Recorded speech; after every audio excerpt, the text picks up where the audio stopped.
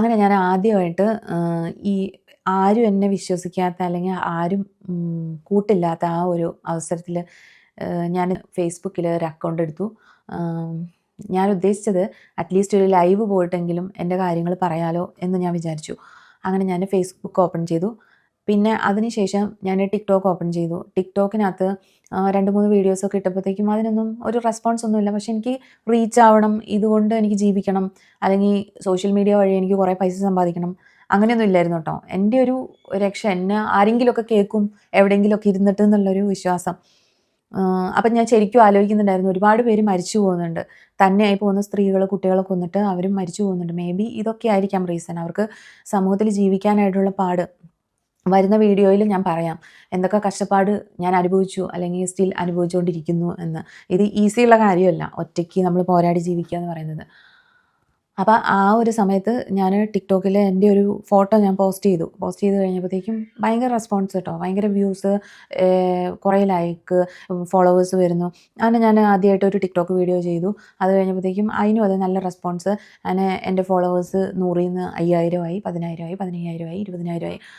അപ്പോൾ നമുക്കൊരു ഇഷ്ടം, ആരൊക്കെയോ നമുക്ക് മെസ്സേജ് അയക്കുന്നു, നമ്മളോട് ഈവൻ നമ്മുടെ സ്റ്റോറി കണ്ടിട്ടാണെങ്കിലും നമ്മുടെ റീൽസ് കണ്ടിട്ടാണെങ്കിലും ഓക്കെ ആണോ അങ്ങനെയൊക്കെ ചോദിക്കുന്നു. നമ്മുടെ കുടുംബക്കാർ ചിലപ്പോൾ ചോദിച്ചൊന്നും വരില്ല, അയൽക്കാർ ചിലപ്പോൾ ചോദിച്ചൊന്നും വരില്ല, നമ്മളെ അറിയുന്നവർ ചോദിച്ചൊന്നും വരില്ല.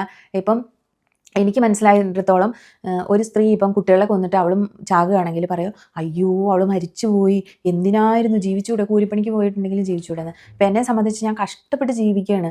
എനിക്ക് എങ്ങനെയാണെങ്കിലും മുന്നോട്ട് പോകണം, എൻ്റെ മക്കളെ പഠിപ്പിക്കണം, എനിക്ക് ജീവിക്കണം എന്നുള്ളൊരു ഇതിൽ ഇന്നേ വരെ ഞാൻ ആലോചിച്ചിട്ടില്ല. പണ്ട് ഞാൻ ആലോചിച്ചിട്ടുണ്ട്, എൻ്റെ വിവാഹ ജീവിതത്തിൽ ഇരിക്കുമ്പോൾ ഞാൻ ആലോചിച്ചിട്ടുണ്ടായിരുന്നു എങ്ങടെയെങ്കിലും ഇറങ്ങിപ്പോയാലോ അല്ലെങ്കിൽ മരിച്ചാലോ. പിന്നെ ഞാൻ എൻ്റെ മക്കളുടെ മുഖം കാണുമ്പോൾ ഞാൻ അങ്ങനെയൊന്നും ചെയ്തിട്ടില്ല.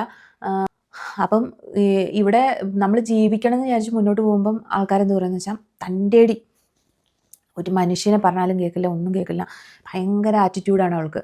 അങ്ങനെയുള്ള ഒരു അനുഭവമാണ് കേട്ടോ എനിക്ക് കിട്ടാറുള്ളത്. മിക്കവാറും എന്നെ അറിയാത്ത ആൾക്കാർ, അതായത് എനിക്കറിയില്ല, ആൾക്കാർ പറയും അയ്യോ ഭയങ്കര ആറ്റിറ്റ്യൂഡാണ്, എന്താണ് ചിന്ത എന്നറിയില്ല. സത്യം പറഞ്ഞാൽ എനിക്ക് എന്താണ് ചിന്ത, എനിക്ക് 100 കാര്യങ്ങളുണ്ട് അല്ലേ. വീട് വെക്കണം, മക്കളെ പഠിപ്പിക്കണം, എവിടെ എത്തിയിട്ടില്ല. ഒരു കുട്ടി 4ാം ക്ലാസ്സിൽ, ഒരു കുട്ടി 2ൽ ഇപ്പം. അപ്പോൾ അങ്ങനെയുള്ള അവസ്ഥയിൽ എന്താ പറയുക, നമുക്ക് ഒരുപാട് മുന്നോട്ട് പോകാനുണ്ട്. ജോലിയിൽ സെറ്റായിട്ടില്ല, ഞാനിവിടെ ഇരിക്കുന്നു ഒറ്റയ്ക്ക്, പിള്ളേർ നാട്ടിൽ, വയസ്സായ മാതാപിതാക്കളുടെ കൂട്ടത്തിൽ, എത്ര നാൾ പോകുമെന്ന് അറിയില്ല. ഈയൊക്കെ ചിന്തയാണ് നമ്മുടെ ആറ്റിറ്റ്യൂഡ് എന്ന് പറയുന്നത്. ബട്ട് ഓക്കെയാണ്, എല്ലാം ശീലമാകുമെന്ന് പറയുന്ന പോലെ എല്ലാം ശീലമായി ഇപ്പം. അപ്പം ഞാൻ പറഞ്ഞു വന്നത് എന്താണെന്ന് വെച്ചിട്ടുണ്ടെങ്കിൽ, ഇത്രയും ഇൻട്രോവേർട്ടായ എന്നെ ഇത്രയും ആക്റ്റീവാക്കിയതും സമൂഹമാണ്, പിന്നെ എൻ്റെ സാഹചര്യമാണ്. അതാണ് ഞാൻ പറഞ്ഞു വന്നത്. അപ്പോൾ ആരെങ്കിലുമൊക്കെ ഈ വീഡിയോ കാണുന്നുണ്ടെങ്കിൽ, നിങ്ങളൊക്കെ മരിക്കാൻ ഇങ്ങനെ തോന്നുന്നുണ്ട്, അല്ലെങ്കിൽ എനിക്ക് അങ്ങനെ ഇങ്ങനെ, ജീവിച്ച് കാണിച്ചു കൊടുക്കണം. അതേ എനിക്ക് പറയാനുള്ളൂ, ജീവിച്ച് കാണിച്ചു കൊടുക്കണം. പലരും പലതും പറയും, അത് പറയും ഇത് പറയും, അങ്ങനെയാണ് ഇങ്ങനെയാണ്, എന്നെക്കുറിച്ചൊക്കെ എന്തൊക്കെ പറയുന്നുണ്ടാവും, അവൾ അങ്ങനെയാണ്, അവൾ ഇങ്ങനെയാണ്. അവൾ ചിലപ്പോൾ ആരുടെയെങ്കിലും കൂടെ ലിവിങ് ടുഗദർ ആയിരിക്കും, അല്ലെങ്കിൽ അവളെ ആരെങ്കിലും പ്രൊട്ടക്റ്റ് ചെയ്യുന്നുണ്ടാവും, അല്ലെങ്കിൽ അവൾക്ക് ആരെങ്കിലും ഫിനാൻഷ്യലി സപ്പോർട്ട് ചെയ്യുന്നുണ്ടാവും, അങ്ങനെ ഇങ്ങനെ മറ്റത് മറിച്ചതെന്നൊക്കെ പറഞ്ഞിട്ട് ആര് കേൾക്കാനോ. നമ്മൾ ജോലി ചെയ്യുന്നു, നമ്മൾ എല്ലുമുറിയെ പണിയെടുക്കുന്നു, നമ്മൾ ഇഷ്ടമുള്ള ഡ്രസ്സ് ഇടുന്നു, ഇഷ്ടമുള്ള ഫുഡ് കഴിക്കുന്നു, ഇഷ്ടമുള്ളതുപോലെ മുന്നോട്ട് പോകുന്നു. ആര് ചോദിക്കാൻ, ആരെങ്കിലും ബോധിപ്പിച്ചത്. ഇപ്പം നമ്മൾ എല്ലാവരുടെ അടുത്തും ബോധിപ്പിക്കാൻ നിന്ന് കഴിഞ്ഞാൽ നമുക്ക് അതിൻ്റെ സമയം ഉണ്ടാവുള്ളൂ. അതുകൊണ്ട് ആരെങ്കിലുമൊക്കെ ടെൻഷൻ അടിച്ചിരിക്കുന്നുണ്ടെങ്കിൽ വിട്ട് കളയുക. അപ്പം ഇതാണ് എൻ്റെ സാഹചര്യം. ഈ ഒരു ലൈവ് പോകാമെന്നുള്ള ഉദ്ദേശത്തിലാണ് ഞാൻ സോഷ്യൽ മീഡിയയിൽ ആക്റ്റീവായത്. അപ്പോൾ ഇന്നത്തെ ഈ വീഡിയോയോട് കൂടി ഞാൻ യൂട്യൂബിൽ കുറച്ച് ആക്റ്റീവ് ആയാലോ എന്ന് ചിന്തിക്കുകയാണ്. ഇപ്പോൾ എനിക്ക് എൻ്റെ വീഡിയോ ആരെങ്കിലും കാണുമോ എന്ന് എനിക്കറിയില്ല. എനിക്ക് ആകെ 100 സബ്സ്ക്രൈബേഴ്സേ ഉള്ളൂ. അപ്പോൾ അതിനകത്ത് എന്തെങ്കിലുമൊക്കെ ഞാൻ വൈറലായിട്ടുണ്ടെങ്കിൽ, ആർക്കെങ്കിലുമൊക്കെ കണ്ടിട്ട് ഉപകാരമാവുന്നുണ്ടെങ്കിൽ ആയിക്കോട്ടെ എന്ന് വിചാരിച്ചിട്ടാണ് കേട്ടോ ഞാൻ പഴയ സ്റ്റോറീസൊക്കെ ഇങ്ങനെ വിളമ്പുന്നത്. എന്താ പറയുക, എൻ്റെ ഈ വീഡിയോ കൊണ്ട് ഞാൻ ഒരാളെയും ഉപദ്രവിക്കാനോ അല്ലെങ്കിൽ ഒരാളെയും താഴ്ത്തിക്കെട്ടാനൊന്നും ഞാൻ ശ്രമിച്ചിട്ടില്ല. ഞാൻ അനുഭവിച്ച കാര്യങ്ങളാണ് ഞാൻ പറഞ്ഞത്. ഇനി നിങ്ങൾക്ക് എൻ്റെ അടുത്ത് നിന്ന് എന്തെങ്കിലും അനുഭവം ഉണ്ടെങ്കിൽ നിങ്ങളും പറഞ്ഞോളി, എനിക്ക് കുഴപ്പമൊന്നുമില്ല. പിന്നെ ചിലരൊക്കെ കല്യാണം കഴിച്ചു എന്ന് ഞാൻ അറിഞ്ഞു. എനിക്കതിൽ വളരെ സന്തോഷം മാത്രമേ ഉള്ളൂ. ഇത് ഞാൻ മുന്നേ കൂട്ടി പറയുന്നതാണ്. കല്യാണം കഴിച്ചോളൂ, ഹാപ്പി ആയിട്ടിരുന്നോളൂ എന്ന്.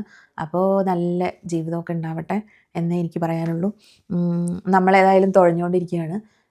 ഈ തോണി എവിടം വരെ എത്തും നോക്കാം അല്ലേ. അപ്പോൾ അടുത്ത വീഡിയോ ആയിട്ട് കാണാം കേട്ടോ. ഏതായാലും ഞാൻ 100 സബ്സ്ക്രൈബേഴ്സിൽ നിന്ന് 1000 സബ്സ്ക്രൈബേഴ്സ് ആക്കാനായിട്ട് ഞാൻ തീരുമാനിച്ചിട്ടുണ്ട്. അപ്പം ഇറങ്ങി പുറപ്പെട്ടിരിക്കുകയാണ് കേട്ടോ. അപ്പോൾ എല്ലാവരെയും കാണാൻ